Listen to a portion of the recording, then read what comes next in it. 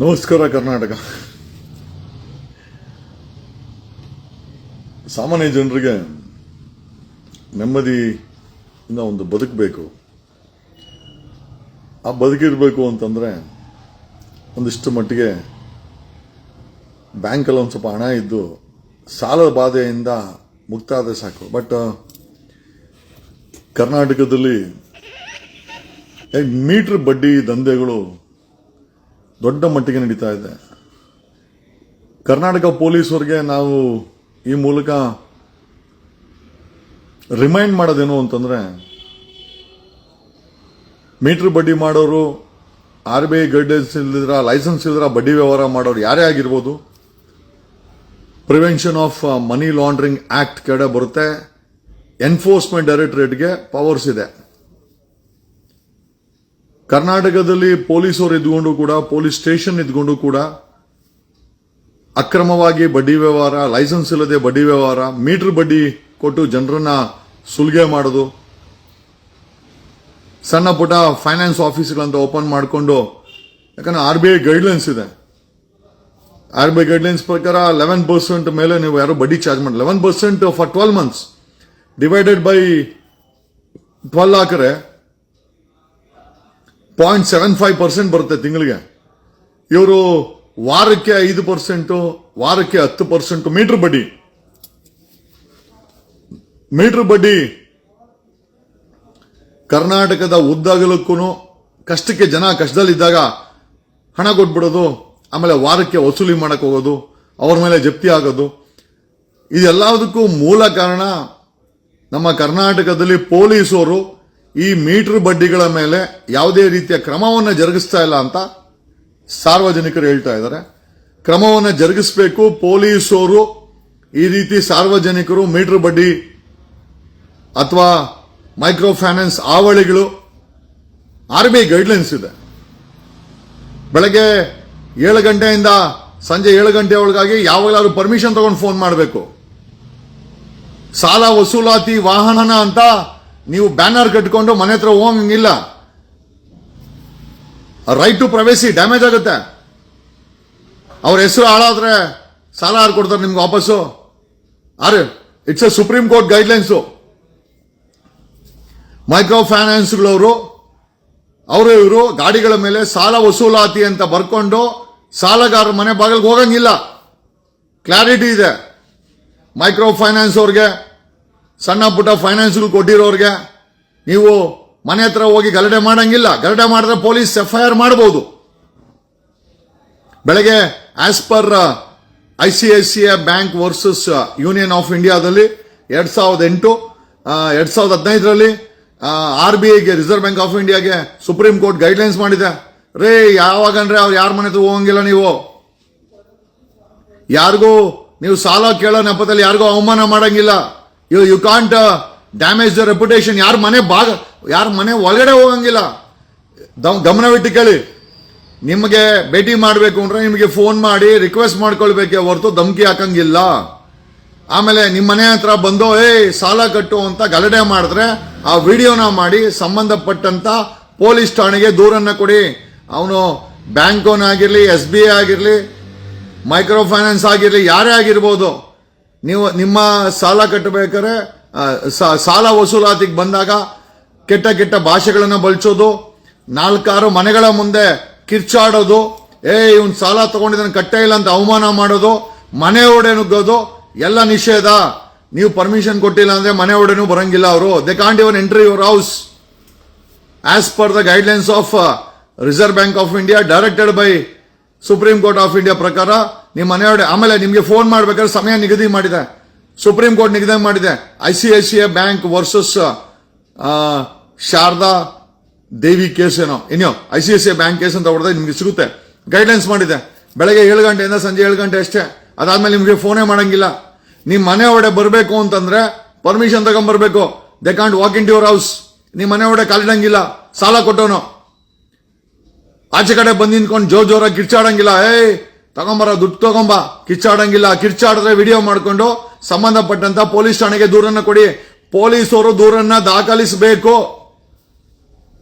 ನಿಮ್ ಕರ್ತವ್ಯ. ಲೈಸೆನ್ಸ್ ಇಲ್ಲದೆ ಸಂಬಂಧಪಟ್ಟ ಲೈಸೆನ್ಸ್ ಇಲ್ಲದೆ ಬಡ್ಡಿ ವ್ಯವಹಾರ ಮಾಡಿದ್ರೆ ಮನಿ ಲಾಂಡ್ರಿಂಗ್ ಕೇಸನ್ನ ರಿಜಿಸ್ಟರ್ ಮಾಡಿ ಇಡಿಗೆ ಟ್ರಾನ್ಸ್ಫರ್ ಮಾಡ್ಬೇಕು. ನೀವು ಎನ್ಫೋರ್ಸ್ಮೆಂಟ್ ಡೈರೆಕ್ಟರೇಟ್ಗೆ ಹೋಗುತ್ತೆ. ಮನಿ ಲಾಂಡ್ರಿಂಗ್ ಕೇಸಲ್ಲಿ ಅಕಸ್ಮಾತ್ ಲೈಸೆನ್ಸ್ ಇಲ್ಲ ಅಂದ್ರೆ ಬಡ್ಡಿ ವ್ಯವಹಾರ ಮಾಡಿಕೊಂಡು ಮೀಟರ್ ಬಡ್ಡಿ ಯಾರೇ ಮಾಡ್ತಾ ಇರ್ಲಿ, ಸಂಬಂಧಪಟ್ಟಂತವ್ರ ಪೊಲೀಸ್ ಅವರು ಮೀಟರ್ ಬಡ್ಡಿ ಕಂಪ್ಲೇಂಟ್ ಬಂದ್ರೆ ಏನೋ ಇದಕ್ಕೆ prevention of money laundering PM act ಅಲ್ಲಿ ಕೇಸನ್ನ ರಿಜಿಸ್ಟರ್ ಮಾಡಿ ಇಡಿಗೆ ಟ್ರಾನ್ಸ್ಫರ್ ಮಾಡಬೇಕಾಗುತ್ತೆ, ಅಥವಾ ಇಡಿ ಅವ್ರಿಗೆ ಅದನ್ನ ಫಾರ್ವರ್ಡ್ ಮಾಡಬೇಕಾಗುತ್ತೆ. ಯಾವುದೇ ಕಾರಣಕ್ಕೂ ಕರ್ನಾಟಕದಲ್ಲಿ ಮೀಟರ್ ಬಡ್ಡಿಗಳು ನಡೆಯಂಗಿಲ್ಲ. ನಡೆದ್ರೆ ಪೊಲೀಸರು ಕ್ರಮ ಜರುಗಿಸಬೇಕು. ಸಾರ್ವಜನಿಕರಿಂದ ಕಂಪ್ಲೇಂಟ್ ಬಂದ್ರೆ ಮನೆಗಳ ಹತ್ರ ಹೋಗಿ ಕೊಟ್ಟಿರೋ ಸಾಲಕ್ಕೆ ಕೋರ್ಟಲ್ಲಿ ಪಿಟಿಷನ್ ಹಾಕ್ಬೇಕು. ಮನೆ ಹತ್ರ ಬಂದು ಗಲಾಟೆ ಮಾಡಂಗಿಲ್ಲ. ಆಮೇಲೆ ಮನೆ ಹತ್ರ ವಸೂಲಾತಿಗೆ ಬರೋರು ಐಡೆಂಟಿ ಕಾರ್ಡ್ ಹಾಕ್ಬೇಕು. ಐಡೆಂಟಿ ಕಾರ್ಡ್ ಕೇಳಿದ್ರೆ ನೀವು ಸಾಲ ಕೊಡೋರು ಕೇಳಿದ್ರೆ ತೋರಿಸಬೇಕಾಗತ್ತೆ. ಆಮೇಲೆ ಸಾಲವನ್ನ ಮರುಪಾವತಿ ಮಾಡ್ಲಿಕ್ಕೆ ಬ್ಯಾಂಕಿಂದ ಲೆಟರ್ ತರಬೇಕಾಗತ್ತೆ. ಸುಮ್ನೆ ಬಂದೇ ದುಡ್ಡು ಕೊಡ್ಬೇಕೇನೋ, ನನಗೆ ತಪ್ಪಿಸ್ಕೊಂಡು ಹೋಗಿದ್ದೆ, ಬಾಯಿಗೆ ಬಂದಂಗೆಲ್ಲ ಮಾತಾಡಂಗಿಲ್ಲ. ಆಮೇಲೆ ನಿಮ್ಮನ್ನ ಸಾಲ ವಸೂಲಿತಿ ಮಾಡ್ಬೇಕಾದ್ರೆ ಪಕ್ಕದ ಮನೆಯವ್ರಿಗೆ ಕೇಳಿಸಬಾರ್ದು, ನಿಮಗೆ ಅವಮಾನ ಮಾಡಬಾರ್ದು, ನಿಮ್ಗೆ ಹರಾಸ್ಮೆಂಟ್ ಆಗಬಾರ್ದು. ಇದೆಲ್ಲ ಗೈಡ್ಲೈನ್ಸ್ ಇದೆ.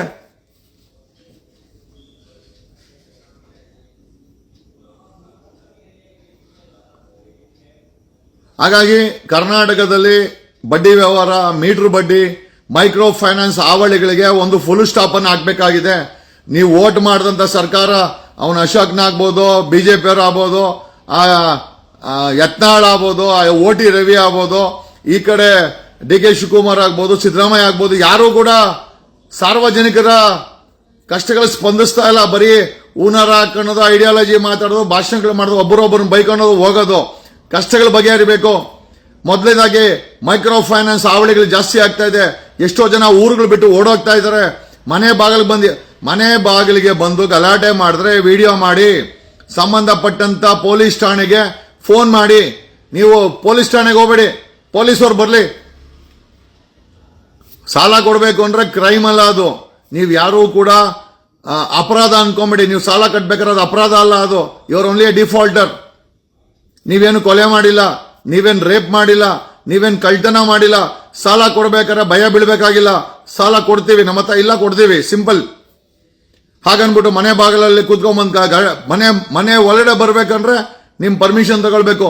ನೀವು ಪರ್ಮಿಷನ್ ಕೊಟ್ಟಿಲ್ಲ ಅಂತಂದ್ರೆ ಆಚೆನೆ ನಿಲ್ಬೇಕು. ಆಚೆ ನಿಂತ್ಕೊಂಡು ಜೋರಾಗಿ ಮಾತಾಡಂಗಿಲ್ಲ. ನಿಮ್ಮ ಮರ್ಯಾದೆ ತೆಗೆದ್ರೆ ವಿಡಿಯೋ ಮಾಡ್ಕೊಳ್ಳಿ, ಪೊಲೀಸ್ ಠಾಣೆ ಕಂಪ್ಲೇಂಟ್ ಕೊಡಿ, 100 ಫೋನ್ ಮಾಡಿ, 112 ಫೋನ್ ಮಾಡಿ, ಬರ್ಲಿ ಪೊಲೀಸರು ಬರೋಷ್ಟೊತ್ತಿಗೆ ವಿಡಿಯೋ ಮಾಡ್ಕೊಳ್ಳಿ. ಯಾರು ಹೆದರಬೇಡಿ. ನೀವು ಸಾಲ ತಗೊಂಡಿದ್ ಮಾತ್ರಕ್ಕೆ ನಿಮ್ಮನ್ನು ಯಾರಿಗೂ ನೇಣಾಕುವಂತ ಅವಶ್ಯಕತೆ ಇಲ್ಲ, ನಿಮ್ಗೆ ಅವಮಾನ ಮಾಡೋಂಥ ಅವಶ್ಯಕತೆ ಇಲ್ಲ. ಹಾಗಾಗಿ ದಯಮಾಡಿ ಇದೊಂದು ವಿಚಾರ. ನೆಕ್ಸ್ಟ್ ಇದು ಮೈಕ್ರೋ ಫೈನಾನ್ಸ್, ಮೀಟರ್ ಬಡ್ಡಿಗಳಿಗೆ ಕರ್ನಾಟಕ ಪೊಲೀಸರು ಖಂಡಿತವಾಗಿ it comes under prevention of money laundering act cases register ಮಾಡಿ, ಕನಿಷ್ಠ ವಾರ್ನಿಂಗ್ ಮಾಡಿ. ಹೆಣ್ಮಕ್ಳಿಗೆ ಬಾಯಿಗೆ ಬಂದಂಗೆ ಮಾತಾಡ್ತಾರಂತೆ. ಸಾಲ ಕೊಡ್ಬೇಕಾದ್ರೆ ಮನೆಗಳಲ್ಲಿ ಹೋಗಿ ಕೂತ್ಕೊಳ್ಳೋದು, ಗಲಾಟೆ ಮಾಡೋದು, ಮಕ್ಕಳ ಮುಂದೆ ಅವಮಾನ ಮಾಡೋದು, ಅಕ್ಕಪಕ್ಕ ಮನೆ ಮುಂದೆ ಯಾವುದೂ ಮಾಡಂಗಿಲ್ಲ. ಇದು ಯಾವ ಅವಮಾನಗಳು ಮಾಡಂಗಿಲ್ಲ. ಕೋರ್ಟ್ಗೆ ಹೋಗಿ ಕೇಸ್ ಹಾಕಿ. ನೀವು ದುಡ್ಡು ಕೊಡ್ಬೇಕಾದ್ರೆ ಹೋಗಿ ಕೋರ್ಟ್ಗೆ ಹೋಗಿ. ಕೋರ್ಟಲ್ಲಿ 5 ವರ್ಷ 10 ವರ್ಷ ಆಗತ್ತೆ. ಅಲ್ಲಿಲಿ ಅವ್ರು ಬ್ಯಾಂಕ್ ಅವ್ರು ಅಲ್ಲಿಲಿ ಕೋರ್ಟ್ ಆದೇಶ ಮಾಡೋದು ತಗೊಂಡ್ಲಿ. ನಾವ್ಯಾರು ದೇಶ ಬಿಟ್ಟು ಓಡೋಕೆ ಮಲ್ಯನೂ ಅಲ್ಲ, ನಾವ್ಯಾರು ದೇಶ ಬಿಟ್ಟು ಓಡೋಗೋದಿಲ್ಲ. ನಮ್ಮನ್ನ ಆ ರೀತಿ ಬಂದು ಹಿಂಸೆ ಮಾಡೋ ಅವಶ್ಯಕತೆನೂ ಇಲ್ಲ. ಹಂಗಾಗಿ RBI ಗೈಡ್ಲೈನ್ಸ್ ಇದೆ, ಯಾರು ಹರಾಸ್ಮೆಂಟ್ ಮಾಡಂಗಿಲ್ಲ ಅಂತ ಹೇಳುತ್ತಾ, ಒಂದು ಈ ಮೈಕ್ರೋ ಫೈನಾನ್ಸ್ ಬಡ್ಡಿ ವ್ಯವಹಾರ ದಯಮಾಡಿ ಧ್ವನಿ ಮಾಡ್ಬೇಕು ಹೆಣ್ಮಕ್ಳು. ಗೂಗಲ್ ಅಲ್ಲಿ ಏನೇನೋ ನೋಡ್ತಾ ಇರ್ತೀರಾ, ರೀಲ್ಸು ಪಲ್ಸು ಮಾಡ್ಕೊಂಡು ಗೂಗಲ್ ಅಲ್ಲಿ ಹೊಡೆದ್ರೆ RBI guidelines for loan recovery ಅಂತಂದ್ರೆ ರಿಕವರಿ ಬರ್ತದೆ, ತೋರಿಸಿ. ನಿಮ್ ಫೋನಲ್ಲಿ ಇಂಟರ್ನೆಟ್ ಇರ್ತದೆ, ತೋರಿಸಿ. ಆ ಲೋನ್ ರಿಕವರಿಗೆ ನೋಡಿದ್ದು RBI ಗೈಡ್ಲೈನ್ಸ್. ಈ ಗೈಡ್ಲೈನ್ಸ್ ಪ್ರಕಾರನೇ ನೀವು ಬರಬೇಕು, ಮಾತಾಡಂಗಿಲ್ಲ, ನಮ್ಗೆ ಅವಮಾನ ಮಾಡಂಗಿಲ್ಲ. ನಮ್ಗೆ 7 ಗಂಟೆಯಿಂದ 7 ಗಂಟೆವರೆಗೆ ಫೋನ್ ಮಾಡಬೇಕು, ನಮ್ಮ ಮನೆಯೊಳಗೆ ಬರಬೇಕು, ನೀವು ಪರ್ಮಿಷನ್ ತಗೊಳ್ಬೇಕು, ಬೀದಿಲ್ ನಿಂತ್ಕೊಂಡು ಕಿರ್ಚಾಡಂಗಿಲ್ಲ, ನಮ್ಮ ಪ್ರವೇಶನ ಡ್ಯಾಮೇಜ್ ಮಾಡಂಗಿಲ್ಲ, ಸಾಲ ವಸೂಲಾತಿ ವಾಹನ ಅಂತ ಬರ್ಕೊಂಬರಂಗಿಲ್ಲ, ಕಿರ್ಚಾಡಂಗಿಲ್ಲ. ಎಲ್ಲ ಗೈಡ್ಲೈನ್ಸ್ ಇದೆ. ಇದನ್ನ ನೀವು ಅವ್ರಿಗೆ ಗೂಗಲ್ ಅಲ್ಲಿ ಹೊಡೆದು ತೋರಿಸ್ಬೇಕು. ಇದು ಫಾಲೋ ಮಾಡು. ಅವ್ನು ಫಾಲೋ ಮಾಡಿಲ್ಲ, ಹತ್ತಿರದ ಪೊಲೀಸ್ ಠಾಣೆಗೆ 112 ಅಥವಾ 100 ಫೋನ್ ಮಾಡಿದ್ರೆ ಪೊಲೀಸ್ ಠಾಣೆಗೆ ಫೋನ್ ಮಾಡಿ. ಈ ರೀತಿ ಮನೆ ಹತ್ರ ಬಂದು ಗಲಾಟೆ ಮಾಡ್ತಾ ಇದ್ರೆ ಪೊಲೀಸರು ಬರ್ತಾರೆ, ಕಂಪ್ಲೇಂಟ್ ಕೊಡಿ. ಪೊಲೀಸರು ಕಂಪ್ಲೇಂಟ್ ತಗೊಂಡು ನನ್ಗೆ ಹೇಳಿ, ವಿ ವಿಲ್ ಹೆಲ್ಪ್ ಯು. ನಮಗೆ ಗೊತ್ತು, ಕಾಂಗ್ರೆಸ್, BJP, JDS ಏನಿದ್ರು ನಿಮಗೆ ಟೋಪಿ ಹಾಕಕ್ಕಷ್ಟೇ. ಅವ್ರು ಯಾರು ಕೂಡ ನಿಮ್ಗೆ ಹೆಲ್ಪ್ ಮಾಡಲ್ಲ. ಅವ್ರಿಗೇನು ಅಧಿಕಾರ ಬರಬೇಕು, ನೀವು ಕಟ್ಟೋ ಟ್ಯಾಕ್ಸ್ ನ ಸ್ವಹ ಮಾಡಬೇಕು. ನಿಮ್ಗೆ ಯಾರು ಅವ್ರು ಹೆಲ್ಪ್ ಮಾಡಲ್ಲ. ಏನೋ ಫೈನಾನ್ಸ್ ವಿಚಾರ ಒಂದ್ ಕಡೆ ಆದ್ರೆ ಇನ್ನೊಂದು ಟೋಲ್ ಗೇಟ್ಗಳನ್ನ ಕಟ್ಟಿ ನಾವು ಬೀದಿಗಳಲ್ಲಿ ಸಾಯ್ಬೇಕಾ? ಈಗ ರಾಷ್ಟ್ರೀಯ ಹೆದ್ದಾರಿಗಳ ಅಂದ್ರೆ ನ್ಯಾಷನಲ್ ಹೈವೇ ಮಿನಿಸ್ಟರ್ ಆದಂತ ನಿತಿನ್ ಗಡ್ಕರಿ ಕ್ಲಾರಿಫೈ ಮಾಡಿದ್ದಾರೆ. ಇದು ರಸ್ತೆಗಳು ಸರಿ ಇಲ್ದಿರ ಆಕ್ಸಿಡೆಂಟ್ ಆದ್ರೂ ರಸ್ತೆಗಳು ಸರಿ ಇಲ್ಲ ಅಂತಂದ್ರೆ ಸಂಬಂಧಪಟ್ಟಂತ ಟೋಲ್ ಗೇಟ್ ಕಂಪನಿ ಜವಾಬ್ದಾರಿ. ನಾನು ಹೇಳಿದ್ದನ್ನ ಮನೆ ನಿತಿನ್ ಗಡ್ಕರಿ ಓಪನ್ ಸ್ಟೇಟ್ಮೆಂಟ್ ಕೊಟ್ಟಿದ್ದಾರೆ. ಯಾರಾದ್ರೂ ಈಗ ನೀವ್ ಹೇಳ್ಬೋದು, ಈಗ ಏನ್ ಮಾಡೋದು, ರಸ್ತೆ ಸರಿ ಇಲ್ಲ, ಗುಂಡಿ ಆಗಿದೆ ಅಂತಂದ್ರೆ ಜಿಲ್ಲಾಧಿಕಾರಿಗಳಿಗೆ, RTOಗೆ, ಜಿಲ್ಲಾಧಿಕಾರಿಗಳಿಗೆ ಟೋಲ್ ಗೇಟ್ ಕಂಪನಿ ಮೇಲೆ ನೀವು ಕಂಪ್ಲೇಂಟ್ ಕೊಡಬಹುದು. ಒಂದು ಸಣ್ಣ ವಿಡಿಯೋ ಮಾಡಿ ಸಂಬಂಧಪಟ್ಟಂತ ಜಿಲ್ಲಾಧಿಕಾರಿ ಕಂಪ್ಲೇಂಟ್ ಕೊಡಿ. ಈ ರೀತಿ ನ್ಯಾಷನಲ್ ಹೈವೇದು ನಮ್ಮ ಹತ್ರ ದುಡ್ಡು ಇಸ್ಕೊಂತಾ ಇದ್ದಾರೆ, ಆದ್ರೆ ರಸ್ತೆ ಸರಿ ಇಲ್ಲ. ಜಿಲ್ಲಾಧಿಕಾರಿ ನ್ಯಾಷನಲ್ ಹೈವೇ ಅವ್ರಿಗೆ ಬರೀತಾರೆ, RTO ಅವ್ರ ಕಂಪ್ಲೇಂಟ್ ಕೊಡಿ. ಏನ್ರಿ ನೋಡಿ, ನಮ್ಗೆ ಇಮೇಲ್ಸ್ ಇದೆ, ನೀವೇನು ಯಾರಿಗೂ ಲೆಟರ್ ಕೊಡಬೇಕಾಗಿಲ್ಲ, ಇಮೇಲ್ ಇದೆ ನಿಮ್ಗೆ. ಇಮೇಲ್ ಅಲ್ಲಿ DC ಕಂಪ್ಲೇಂಟ್ ಬರೀಬಹುದು. ದಯಮಾಡಿ ಜನ ಇನ್ವಾಲ್ವ್ಮೆಂಟ್ ಆಗಬೇಕು. ನ್ಯಾಷನಲ್ ಹೈವೇಗಳಲ್ಲಿ ಗುಂಡಿ ಬಿದ್ದಿದ್ರೆ ನೀವು ದುಡ್ಡು ಕೊಟ್ಬಿಟ್ಟು ನಿಮ್ಗೆ ಅಲ್ಲಿ ಸ್ಟ್ರೀಟ್ ಲೈಟ್ ಇಲ್ಲ, ಅಲ್ಲಿ ಬಾತ್ರೂಮ್ ಇಲ್ಲ, ಬಾತ್ರೂಮ್ ಕೊಡ್ಬೇಕು ನಿಮ್ಗೆ ಅವರು, ಟಾಯ್ಲೆಟ್ ಫೆಸಿಲಿಟಿ ಕೊಡಬೇಕು, ಟೋಯಿಂಗ್ ವ್ಯಾನ್ ಫೆಸಿಲಿಟಿ ಕೊಡಬೇಕು, ಆಂಬುಲೆನ್ಸ್ ಫೆಸಿಲಿಟಿ ಕೊಡಬೇಕು, ನೀಟ್ ಆಗಿಡಬೇಕು. ಆಮೇಲೆ ಟೋಲ್ ಗೇಟ್ ಕಂಪನಿಯಲ್ಲಿ ಕೆಲಸ ಮಾಡೋರೆಲ್ಲ ಯೂನಿಫಾರ್ಮ್ ಹಾಕೊಬೇಕು, ID ಕಾರ್ಡ್ ಹಾಕೊಬೇಕು. ಇದೆಲ್ಲ ಗೈಡ್ಲೈನ್ಸ್ ಇದೆ.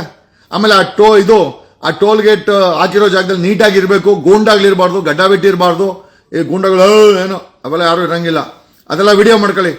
ವಿಡಿಯೋ ಮಾಡಿಕೊಂಡು ಸಂಬಂಧಪಟ್ಟಂತ ಜಿಲ್ಲಾಧಿಕಾರಿ ಕಂಪ್ಲೇಂಟ್ ಕೊಡಿ, RTO ಕಂಪ್ಲೇಂಟ್ ಕೊಡಿ, ಟ್ರಾಫಿಕ್ ಪೊಲೀಸರು ಕಂಪ್ಲೇಂಟ್ ಕೊಡಿ.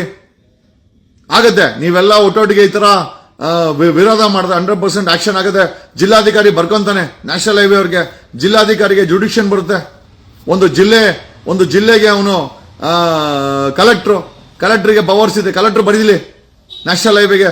ಹಾಗಾಗಿ ಒಂದು ಮೀಟರ್ ಬಡ್ಡಿ ವ್ಯವಹಾರ ಬಗ್ಗೆ ಮಾತಾಡಿದೆ. ಇನ್ನೊಂದು ಈ ನ್ಯಾಷನಲ್ ಹೈವೇಸ್ ನ ಸರಿಪಡಿಸಬೇಕಾಗಿದೆ. ನ್ಯಾಷನಲ್ ಹೈವೇ ಸ್ಟೇಟ್ ಹೋಗಿ ನಾವು ಟೋಲ್ ಗೇಟ್ ಕಟ್ಟಿ